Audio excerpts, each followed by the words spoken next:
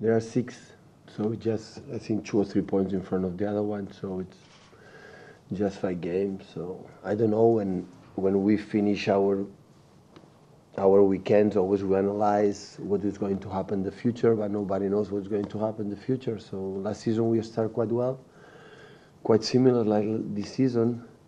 I think the similar goals. We have less points than the last season, and even I think it was a good season last season, considering many things. It was not good enough to fight against the best teams like Chelsea, Tottenham. So I think all the teams like Arsenal, Tottenham, Chelsea, of course, they are contenders to fight for the Premier League. I think I'm a good manager, only in the terms that I am able to make them run. So in my period in Barcelona, Bayern Munich, we were a humble team. So we run, we fight like a normal team. Of course, after the quality of the players I had, and we have made the difference.